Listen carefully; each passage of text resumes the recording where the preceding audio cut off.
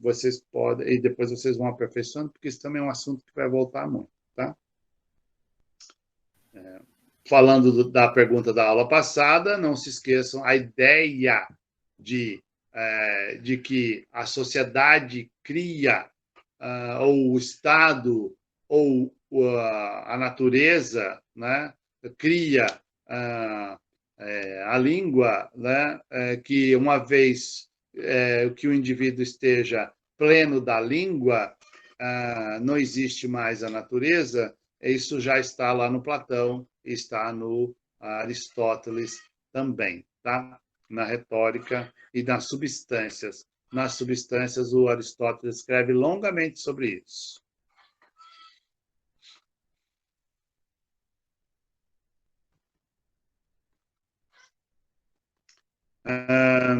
Mais um pouquinho, a gente. Então, para a gente terminar o assunto de hoje, né? Pode-se pensar num exemplo em língua portuguesa brasileira. Em princípio, na gramática normativa brasileira, somente são considerados nomes, os substantivos, os adjetivos e os advérbios. Mas, na gramática do grego antigo, só existiam nomes e verbos, sendo os verbos um tipo de nome que recebeu a ação do tempo. Desse modo, preposição, conjunção, interjeições também são nomes advérbios e artigo e pronome são nomes adjetivos, sendo que os pronomes também podem ser substantivos. Né? Então, os pronomes, eles tanto substituem adjetivos como substituem substantivos. É por isso que em português, né, no português brasileiro, a nossa gramática, nós temos nomes adjetivos, pronomes adjetivos e pronomes substantivos. Vai depender da função que ele exerce dentro do texto. Né? Desse modo, preposição, conjunção e interjeições também são nomes adverbiais e artigos e pronomes são nomes adjetivos, sendo que os pronomes também podem ser substantivos. Então, todas as classes da gramática brasileira são nomes para algo da natureza ou da sociedade, né? E essa referenciação pode ser sempre recuperada. Então, exemplos. Para indica finalidade, de indica posse, com indica proximidade, mas indica contrariedade, porém indica dúvida contraditória. Quer dizer, nós sempre, essa ideia sempre pode ser recuperada dentro da língua portuguesa. Eu estou falando das preposições porque eu acho que em português é a classe gramatical que menos em que a nomeação é a menos justa, a menos precisa. Em outras línguas, preposições têm significações muito precisas. Os nomes, elas são nomes para coisas muito precisas. E aí não apresentam isso, essas dúvidas, né?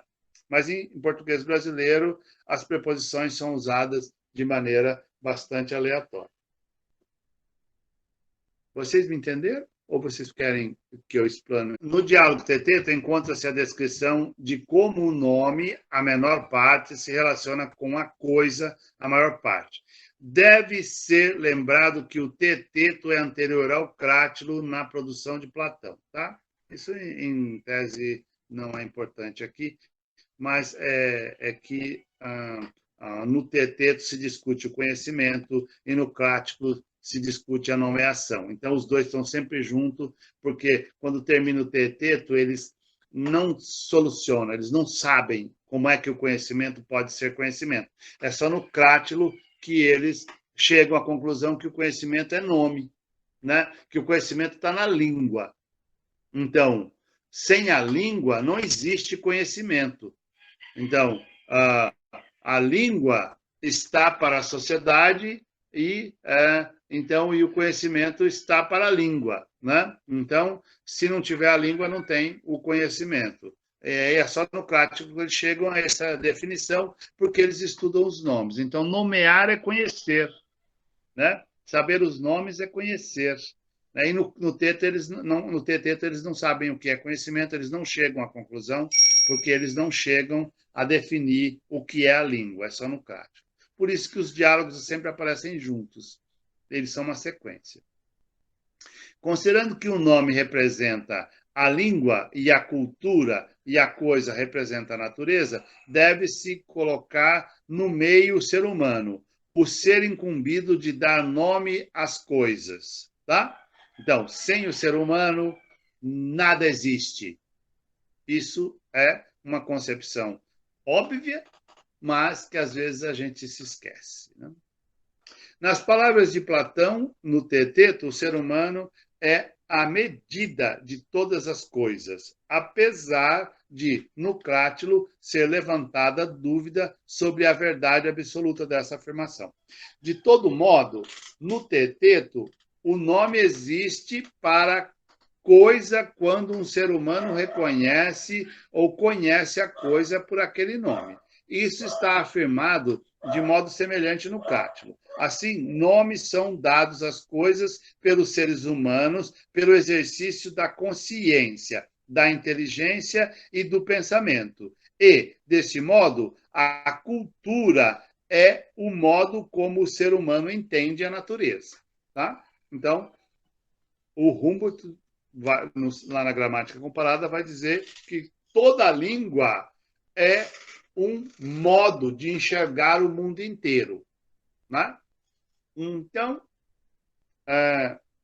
cada cultura enxerga o mundo de uma maneira, porque a cultura é o espaço em que a língua se constitui. Tá?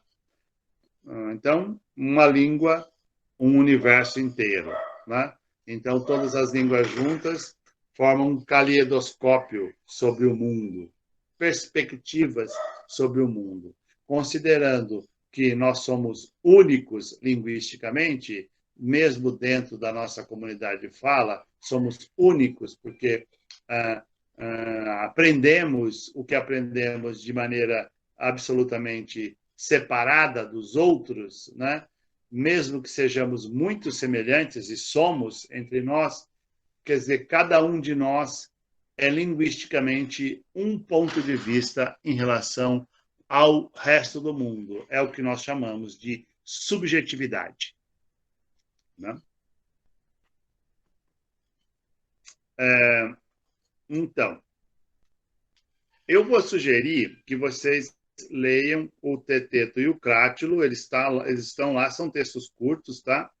E eu vou dar uma olhada em uma outra coisa, e a aula que vem a gente volta a partir dessa discussão aqui, tá? A partir daqui. Eu quero olhar hoje com vocês, se der tempo a gente volta nesses textos aqui ainda hoje, tá? Eu vou até marcar aqui, ó, que nós paramos neste ponto aqui, tá? Eu não vou conseguir escrever aí, porque ele está separado. Mas vamos dar uma olhadinha. Eu quero começar uma parte mais prática com vocês.